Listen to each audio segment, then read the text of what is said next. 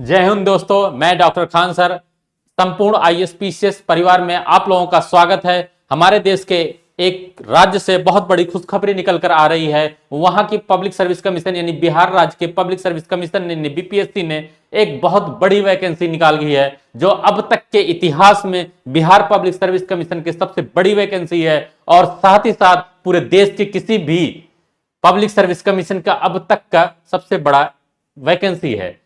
तो उम्मीद करूंगा कि इतनी बड़ी वैकेंसीज अपॉर्चुनिटीज को आप लोग भुनाओ। अभी तक हमारे देश यानी हमारे देश में बिहार राज्य के युवा दूसरे राज्यों में नौकरियां करने जाते थे और अपने राज्य में भी किया करते थे, लेकिन मैक्सिमम वो लोग कहीं ना कहीं बाहर जाया करते थे। ये एक गोल्डन अपॉर्चुनिटी वहां की सरकार ने दी है कि अब हमारे युवा अपने ही राज्य में नौकरियां करेंगे और साथ ही साथ दूसरे राज्य के लिए भी बहुत बड़ा डील किया गया है और उनको भी अप्लाई करने का मौका दिया गया है। तो आइए हम देखते हैं कि बिहार पब्लिक सर्विस कमीशन में कौन कौन से इंपॉर्टेंट पोस्ट आए हुए हैं और कितने उसके नंबर ऑफ पोस्टेज हैं। क्लियर। देन हम देखते हैं कि वहां का एग्जाम पैटर्न क्या है, एज लिमिट क्या है, फॉर्म कब कब से भरा जाएगा। तो हम लोग देखते हैं कि फीस क्या है, आरक्षण क्या है, सिलेबस क्या है, इन सबको इन डिटेल देखते हैं। तो आइए देखते हैं। तो दोस्तों देखते हैं कि आवेदन करने के जो तिथियां हैं क्या है। आपका जो प्रारंभ जो तिथि है यानी आपका जो डेट है, फॉर्म जो भरने का जो स्टार्टिंग डेट है वो 28 सितंबर 2024 है और अंतिम तिथि यानी जो फॉर्म भरने का अंतिम तिथि दिखाया गया है ये 18 अक्टूबर 2024 तक है। इसके बाद हम लोग देखते हैं कि आपके योग्यता क्या है। शैक्षणिक योग्यता में देखते हैं 17वीं बीपीएससी की परीक्षा में दिया गया है कि आप स्नातक या समतुल्य परीक्षा में उत्तीर्ण होना अनिवार्य रूप होना जरूरी है, यानी कंपलसरी है कि आप इस डेट तक जो फॉर्म भरा जा रहा है यहां आप कहीं ना कहीं ग्रेजुएशन कंप्लीट कर लिए होंगे।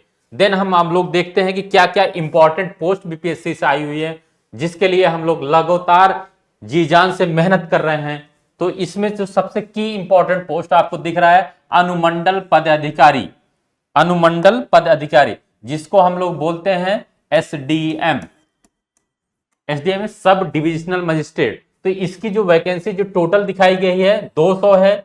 इसमें से जो महिला के लिए जो रिजर्व किया गया है 67 पोस्ट, 200 में से महिला के लिए एसडीएम की पोस्ट में रिजर्वेशन दिया गया है और इसके लिए न्यूनतम योग्यता 22 वर्ष है। देन हम लोग देखते हैं दूसरा जो की डिपार्टमेंट यानी पोस्ट है हमारा पुलिस उपाधीक्षक, जिसको हम लोग बोलते हैं डिप्यूटी सुपरिटेंडेंट यानी डीएसपी। तो डीएसपी के लिए जो पद दिया गया 136 है। 136 में से 43 महिलाओं के लिए है। इसकी योग्यता मिनिमम जो दिया गया उम्र है 20 वर्ष। इसके बाद जो तीसरा है जिला समादेष्टा, इसके 12वां पोस्ट है। इसकी उम्र सीमा जो दी गई है न्यूनतम 20 वर्ष है। उसके बाद हम लोग देखते हैं कराधीक्षक, जिसको जो बोलते हैं जेल सुप्रिटेंडेंट या कराधीक्षक की जो वैकेंसी है वो 3 है। इसकी न्यूनतम उम्र जो दिया गया 20 वर्ष है। देन राज्य कर सहायक आयुक्त यानी टैक्स असिस्टेंट कमिश्नर की जो पोस्ट है ये 168 है, काफी ज्यादा नंबरों में है दोस्तों। इसमें से क्या नाम है 55 महिलाओं के लिए रिजर्व किया गया है। इसके लिए न्यूनतम योग्यता 22 वर्ष की है। देन हम लोग अवर निबंधक और संयुक्त अवर निबंधक बोलते हैं, जो कहने रजिस्ट्री वगैरह बैनामा करते हैं। इसकी जो पोस्ट है 11 पोस्ट है। इसकी न्यूनतम योग्यता जो वर्ष दिया गया है आपके आयु जो है 22 वर्ष है। देन अवर निर्वाचन पदाधिकारी यानी जो स्टेट इलेक्शन कमीशन होते हैं उनके कुछ अधिकारी होते हैं, उसकी जो पोस्ट है वो 12 है। फिर 22 वर्ष उसके लिए सीमा का निर्धारण किया गया है। देन हम लोग देखते हैं बिहार शिक्षा सेवा आयोग से कुछ पोस्ट हैं। ठीक है, बिहार शिक्षा सेवा से जो कुछ पोस्ट है जो लेवल 9 का है। शिक्षा सेवा से आपके 50 पोस्ट आई हुई हैं। क्लियर, 50 पोस्ट जो है 50 22 वर्ष दिया गया है। देन आपके सहायक निदेशक के एक पोस्ट है जिसकी योग्यता 22 वर्ष और 12 पोस्ट है। देन सहायक निदेशक अब दिव्यांग सशक्तिकरण कोषाध्यक्ष से, ये था सामाजिक सुरक्षा कोष संज्ञान से। फिर सहायक आपका निदेशक जो है बाल संरक्षण से, ये सब कहीं ना कहीं 22 वर्ष न्यूनतम योग्यता और ये 9 पोस्ट है। फिर आते हैं जिला अल्पसंख्यक कल्याण पदाधिकारी यानी माइनॉरिटी वेलफेयर ऑफिसर की बात की गई है। तो ये माइनॉरिटी वेलफेयर ऑफिसर 6 पोस्ट है और 22 वर्ष इसका उम्र दिया है। उसके बाद जो अगला पोस्ट है ईख पदाधिकारी यानी गन्ना यानी शुगर केन जो ऑफिसर हैं वो वैकेंसी आपका एक है, लेकिन इसकी योग्यता उम्र जो दी गई कम मिनिमम योग्य उम्र है आपकी, इसके लिए 22 वर्ष दिया गया है। देन हम लोग देखते हैं कि अनदर इंपॉर्टेंट पोस्ट क्या क्या है इसमें जो नेक्स्ट है नियोजन पदाधिकारी या जिला नियोजन पदाधिकारी, ये लेवल 9 का पोस्ट है।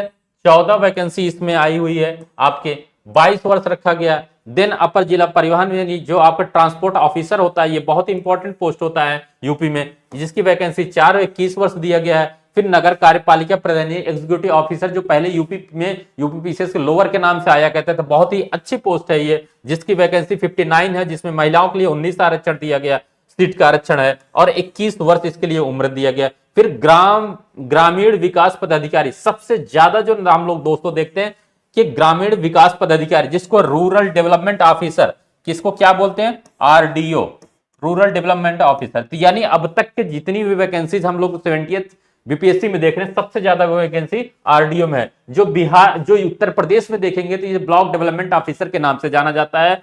पूरी तरीके से जितने भी आपकी प्लान और स्कीम होती हैं स्टेट गवर्नमेंट के, फाइनली यही अधिकारी इसका इंप्लीमेंटेशन करते हैं, क्रियान्वित करते हैं ग्राउंड लेवल पे। देन इसका देख राजस्व अधिकारी या एवं समक्ष अधिकारी की बात की नहीं, भूमि सुधार, यानी आपके रेवेन्यू ऑफिसर बोला जाता है, आरओ के नाम से रेवेन्यू ऑफिसर। बेसिकली क्या ना कि इनका काम कहीं न कहीं जब हम लोग जाते हैं अपना कोई सर्टिफिकेट वगैरह बनाने, तो यही लोग साइन करते हैं। इसकी वैकेंसी लगभग अच्छी है, 287 है, 21 वर्ष दिया गया है। 287 में 83 वैकेंसी यानी महिलाओं के लिए दिया गया। फिर उसके बाद जो नेक्स्ट इंपॉर्टेंट आ रहा है श्रम प्रवर्तन अधिकारी, लेबर इन्फोर्समेंट ऑफिसर, इसकी वैकेंसी 67 है, 22 महिलाओं के रिजर्व किया गया, 21 कम आपके उम्र दिया गया है, मिनिमम होनी चाहिए। देन हम लोग अनदर इंपॉर्टेंट देखते हैं कि पोस्ट क्या है, प्रखंड पंचायत पदाधिकारी, फिर आपूर्ति पदाधिकारी, सप्लाई इंस्पेक्टर वगैरह की जो बात की 233 काफी अच्छे नंबर में है दोस्तों। फिर प्रखंड अनुसूचित जनजाति कल्याण के लिए, प्रखंड अल्पसंख्यक कल्याण के पद। तो ये चीजें आपकी इंपॉर्टेंट पोस्ट इस बार बीपीएससी से आई हुई है। उम्मीद करूंगे इन पोस्ट को आप लोग कहीं ना कहीं एक अच्छी अपॉर्चुनिटी के रूप में भुनाने की कोशिश कीजिए। तो आइए हम देखते हैं इसके साथ कि क्या इसके लिए फीस का निर्धारण किया गया है। इसके लिए फीस का जो निर्धारण किया गया है 600 रुपए सामान्य वर्ग के अभ्यर्थियों के लिए है, ठीक, 600 रुपए आप लोग इस अभ्यर्थियों के लिए है। फिर वहीं अनुसूचित और जनजाति के लिए 150 रुपए रखा गया है, दिव्यांग और इनके सबके लिए भी 150 रुपए रखा गया है फीस। अब इसके बाद हम लोग देखते हैं कि जो आयु है आपका, जो मिनिमम आयु देखा गया है इस नोटिफिकेशन में, और मैक्सिमम एज लिमिट की जो बात की गई है इस नोटिफिकेशन में, यह देखना कि जो मिनिमम है 20 वर्ष है और मैक्सिमम जो आपको दिया गया है एज लिमिट वो 42 है। तो अब क्या नाम है, जो सामान्य वर्ग के जो आरक्षित वर्ग यानी नॉन आरक्षित है, अनरिजर्व कैटेगरी के हैं, पुरुष और महिला, उनके लिए 27, पुरुष के लिए 37 वर्ष दिया गया। फिर उसके बाद एसटी पिछड़ा वर्ग और अत्यंत पिछड़ा यानी ओबीसी, एसटी, एसटी और सामान्य वर्ग के अनारक्षित महिलाओं को 40 साल तक उम्र दिया है। इसमें विशेष रूप से ध्यान देना, ओबीसी में ईबीसी भी एक कैटेगरी है, अत्यंत पिछड़ा वर्ग, और सामान्य वर्ग की महिलाएं इसमें भी शामिल है, जिनकी उम्र सीमा 40 है मैक्सिमम यानी अधिकतम सीमा, और एससी एसटी के पुरुष और महिला दोनों के लिए 42 वर्ष की सीमा निर्धारण की गई मैक्सिमम। तो इस पूरे नोटिफिकेशन में हम देख रहे हैं 20 कम यानी मिनिमम है और मैक्सिमम 42 है। अलग अलग क्या नाम है कम्युनिटी के यानी दिया के आधार पर ये दिया गया है। तो अब हम लोग देखते हैं कि परीक्षा पैटर्न क्या है यहाँ का, जो इंपॉर्टेंट है आपको समझने की जरूरत है। परीक्षा पैटर्न यहाँ का जो हम लोग देख रहे हैं ये क्या है बेसिकली कि एकीकृत यानी आपका सिंगल एग्जाम बेस्ड फेस्ड में होगा ये प्रारंभिक परीक्षा, जिसमें से कि आपका 2 घंटे की ये पेपर माना जाएगा, जो एक ही पेपर होगा, ठीक है, जिसमें 150 क्वेश्चन और 150 जो क्वेश्चन होंगे सभी का क्या नाम को 1 अंक निर्धारित किया है। तो टोटल 1 अंक होगा, एक क्वेश्चन का 1 अंक होगा, और टोटल कितना हो रहा है 150 अंक हो रहा है अंक, और जो प्रश्न बनेंगे वो 150 प्रश्न बन रहे हैं, यहां ध्यान देना।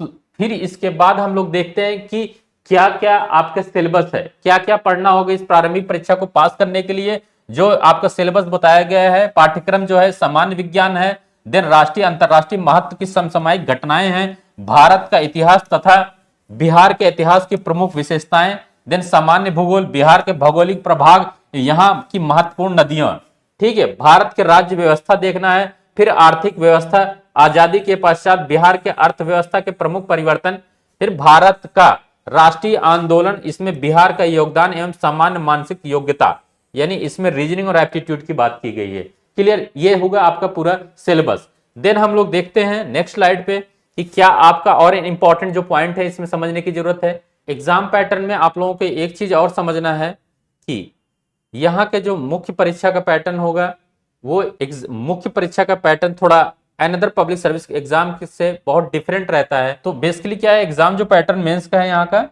वो आपका बेसिकली मेंस में आपको जो बुलाया जाएगा लगभग 2.5 टाइम्स, यानी गुना बच्चों को, प्री क्वालिफाई बच्चों को, यानी जब पीटी एग्जाम जो आप क्वालिफाई करें प्रारंभिक बच्चा, तो उसके 2.5 गुना बच्चों को बुलाया जाएगा मेंस के लिए, और इस हिसाब से लगभग 49,000 बच्चों को मेंस देने का मौका मिलेगा।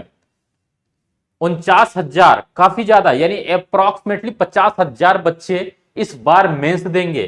ठीक है, तो अब मेंस जो देंगे तो इसका एग्जाम पैटर्न क्या है, बेसिकली आपको इस यहां पर एक GS1 फर्स्ट होता है, एक GS2 होता है, ठीक है, एक होता है आपका ऐसे यानी निबंध। ये 3 इंपॉर्टेंट पेपर होंगे जिसके लिए 300 नंबर, और इसके लिए 300 नंबर, और इसके लिए 300 नंबर। उसके बाद क्या नाम है कि इसी के बेसिस ये 900 मार्क होगा। फिर आपका जो इंटरव्यू कॉल होगा, वो इंटरव्यू का जो नंबर होगा साक्षात्कार का, वो 120 नंबर का होता है। तो सब जोड़ने के बाद आपका 1020 के बेसिस पर आपका फाइनल सूची तैयार किया जाता है कि आप सिलेक्शन ले लेते हैं। तो ये एग्जाम पैटर्न है यहाँ पे। बाकी चीजें, एक लैंग्वेज पेपर होगा या ऑप्शनल पेपर होते हैं, वैकल्पिक विषय, वो सब क्वालिफाइंग होते हैं। ठीक है, जस्ट उसको हमें पास करना होता है। ये सब आपके बिहार में स्पेशल चीजें दी गई हैं नोटिफिकेशन में। और एक आरक्षण से रिलेटेड मुद्दा एक ये है कि जो महिलाएं जो होंगी, ठीक है, महिला जो वर्ग की होंगी, उनका जो सर्टिफिकेट, रिजर्वेशन बेनिफिट लेने के लिए जो प्रावधान है कि वो अपने पिता के पक्ष के साइड से उनका सर्टिफिकेट बनेगा, न कि पति के साइड से आपका सर्टिफिकेट बनाया जाएगा। तो ये ओवरऑल इंपॉर्टेंट चीजें थी हमारे बीपीएससी नोटिफिकेशन में। और थर्ड इंपॉर्टेंट चीजें जो हमें इंपॉर्टेंट यहां पे ध्यान देने की जरूरत है कि एग्जाम जो है 17 नवंबर 2024 को प्रपोज्ड है, यानी इस देश पे आपका एग्जाम निर्धारण किया गया है। तो ये ओवरऑल हमारा बीपीएससी नोटिफिकेशन था, और हमारे इंस्टीट्यूट द्वारा यानी संपूर्ण आईएसपीसीएस के प्लेटफॉर्म से हम लोग एक स्पेशल मेंटरशिप प्रोग्राम चला रहे हैं, जो कि अब आप लोगों का एक बहुत बड़ा रोल प्ले करने के लिए हम लोग तैयार हैं सिलेक्शन के लिए, कि कैसे आप आगे बढ़ेंगे। कम समय है, तो हमारी मेंटर टीम है ये कंप्लीटली। उसके बाद इसमें कुछ यूपीएससी एक्सपर्ट टीम्स हमारे साथ हैं, सिलेक्टेड ऑफिसर्स लोग हैं, ये हमें गाइड करेंगे, क्योंकि टाइम कम है। प्रीलिमिनरी एग्जाम एक बहुत इंपॉर्टेंट फेज होता है, बहुत डेंजर होता है। अगर इसको नहीं क्वालिफाई करते तो फाइनली हम आगे नहीं मूव कर पाते हैं। Thank you. आपको मैं ये उम्मीद करूंगा कि आप लोग अच्छे से अब अपने सीरियसनेस के साथ पढ़ाई करते रहेंगे। धन्यवाद।